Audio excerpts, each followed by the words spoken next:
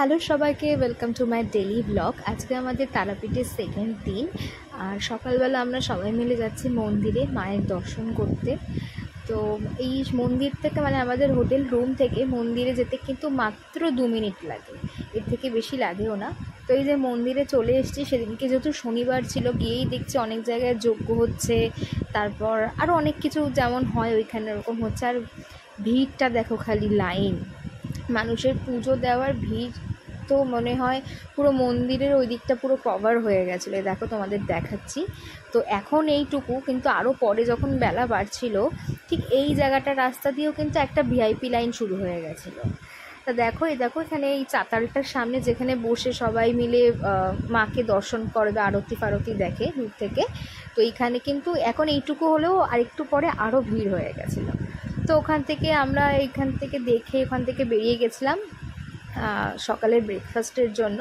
তো এই হোটেলটায় কিন্তু খুব ভালো ব্রেকফাস্ট দিয়েছে, 40 টাকা দাম নিয়েছিল। 4টে বড় বড় কচুরি, হিঙের কচুরি দিয়েছিল, সেটা কিন্তু খুব ভালো খেতে ছিল, কিন্তু পুরোটা আমি কমপ্লিট করতে পারিনি, আমি 2খানা ফেলে গেছিলাম, কারণ অনেকটাই বড় বড় ছিল। আর এই যে আমার দিদির মেয়ে বলছে ও খেতে পারবে না 4টে।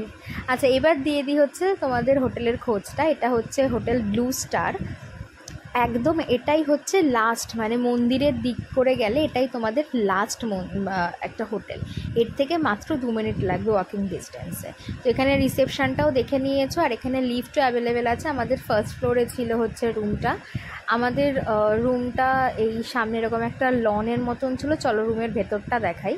ওই যে ভেতরে আমার দিদির মেয়ে মেকআপ করছে, একটু ঘরটা মেসি ছিল। যাই হোক, আমাদের একটাই রুম নেওয়া হয়েছিল, 5 জনের জন্য এনাফ ছিল। এটার ভাড়া পড়েছিল 2000 টাকার মতন, এসি রুম ছিল। আর 2-3 জনেরও রুম আছে, ওটা 1000 টাকা 1500 টাকা এরকম ভাড়া। আর একটু বার্গেনিং করলে আরও কম হয়ে যাবে তোমাদের। তো এইরকম ছিল, একটা সোফাও ছিল। ওয়াশরুমটাও ভালোই পরিষ্কার ছিল, জলেরও কোনো প্রবলেম হয়নি। আর সামনে দেখো মার্কেটটা, এখান থেকে এই রাস্তাটা দিয়েই মন্দিরের রাস্তাটা যাচ্ছে। আর এইটা হচ্ছে মায়ের ভোগ, আমরা দুপুরবেলা ভোগ দিয়েছিলাম। এখানে পোলাও, 5 রকম ভাজা, একটা তরকারি, মিষ্টি, পায়েস সব দেওয়া ছিল। 5 জনের জন্য কিন্তু এনাফ ছিল, খুব ভালো ছিল। মায়ের প্রসাদ বলে কথা, ভালো তো হবেই। আচ্ছা, বিকেলবেলা এখানে চলে এসেছিলাম আমরা কিছু টুকটাক শপিং করতে, কারণ এটাই আমাদের আজকে লাস্ট নাইট ছিল তারাপীঠে। তো প্যারা যেটা অবশ্যই নিতেই হবে বাড়ির জন্য, তো টুকটাক যেমন যার শপিং করার ছিল সবাই মিলে সেটা করে ফেলেছে। তো এরকমভাবে সেদিনকে রাতটা কেটে গেছিলো। তারপর কিনে আমরা যাব হচ্ছে ডিনারের জন্য। অ্যাজ ইউজুয়াল যেখানে আগের দিন খেতে গেছিলাম ওখানেই গেছিলাম। আর এটা ছিল আমাদের ডিনার, বাটার নান, চানা মশালা, বাটার পনির, আর এখানে রুমালি রুটি নেওয়া হয়েছিল। তো তারপর আমরা চলে এসেছিলাম পরের দিন স্টেশনে, কারণ আমাদের ট্রেন ছিল 4:30-র সময়, 4:40-এ। তো স্টেশনে চলে এসে দুপুরবেলা তারপর আমরা লাঞ্চ করে নিয়েছিলাম। এই যে এদিকে ছিল মামা মানিদের জন্য ভেজ থালি, আর আমার দিদির মেয়ের জন্য চিকেন থালি। তো তারপর তাড়াতাড়ি আমরা লাঞ্চ কমপ্লিট করে চলে এসেছিলাম প্ল্যাটফর্মে। আমাদের এটা 1 নম্বর প্ল্যাটফর্ম, কিন্তু আমাদের যেতে হবে 4 নম্বর প্ল্যাটফর্মের দিকে। এই যে ট্রেন আমাদের দাঁড়িয়ে রয়েছে, আমরা অনেকটা আগেই চলে গেছিলাম। 4:40-এ ছাড়ার কথা, আমরা চলে গেছিলাম 4টের মধ্যে।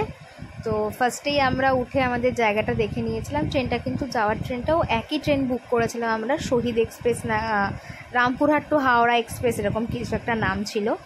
খুব ভালো স্পেসিয়াস জায়গা ছিল। ভাড়া আমাদের এসি টিকিটের 395 পড়েছিল। আর সামনে এই যে আমার সামনে ফুট রেসারটা ছিল না, সেটাই আমি দেখাচ্ছিলাম। তো খুবই কমফোর্টেবলভাবে জার্নিটা হয়েছে, একদমই লেট করেনি ট্রেনটা, একদম অন টাইম। 5 মিনিট লেট করে আমাদের কামারকুণ্ডু স্টেশনে নামিয়ে দিয়েছিল। 7:20-তে টাইম ছিল, 7:25 না 26-এ নামিয়ে দিয়েছিল।